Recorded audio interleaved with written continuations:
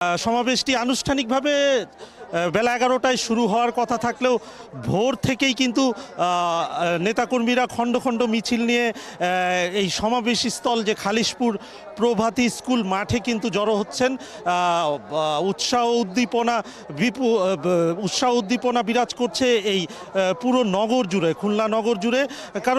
কারণ আসলে দীর্ঘ প্রায় 22 বছর পর কিন্তু ধানের শীষের কাণ্ডারি আসছেন এই শিল্পনগরী খুলনায়।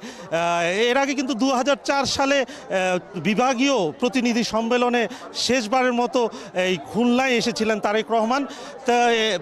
দীর্ঘদিন পর তার এই সফরকে ঘিরে এই দক্ষিণাঞ্চলের অবহেলিত এই শিল্পনগরীর মানুষের মধ্যে নতুন আশার সঞ্চার হয়েছে। আমরা সাধারণ মানুষের সাথে কথা বলেছি, নেতাকর্মীদের সাথে কথা বলেছি। তারা কিন্তু বলছেন আসলে তারেক রহমানের এই আগমনে জনগণের মধ্যে একটি আস্থা তৈরি হবে, জনগণের মধ্যে আশার সঞ্চার ঘটবে এবং ধানের শীষের প্রতি যে সমর্থন আরও অনেক গুণে বেড়ে যাবে। আমরা একটু জানিয়ে রাখতে চাই, ইতিমধ্যে কিন্তু সার্বিক পরিস্থিতি সম্পন্ন হয়েছে। নেতাকর্মীরা কিন্তু উচ্ছ্বাস উন্মাদনা নিয়ে আসছেন। কিছুক্ষণের মধ্যে হয়তো কানায় কানায় ভরে যাবে এই খালিশপুরের প্রভাতী স্কুল মাঠ।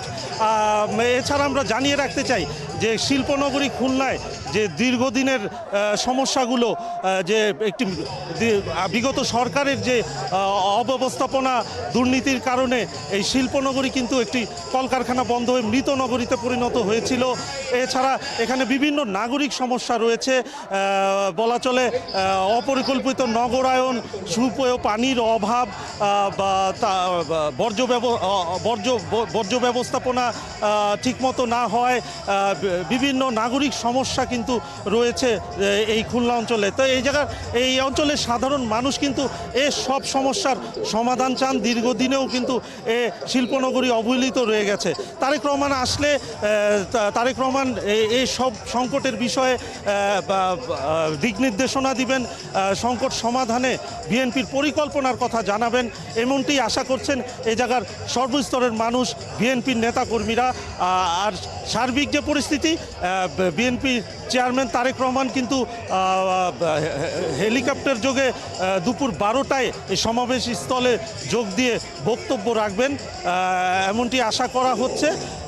আর এর মধ্যেই কিন্তু অনেকটাই ভরে গেছে এই খালিশপুর স্কুল মাঠ। নেতাকর্মীরা অপেক্ষা করছেন প্রিয় নেতাকে বরণ করে নেওয়ার জন্য। এই ছিল খুলনার খালিশপুর স্কুল ময়দান থেকে বিএনপির নির্বাচনী সমাবেশের সবশেষ খবর।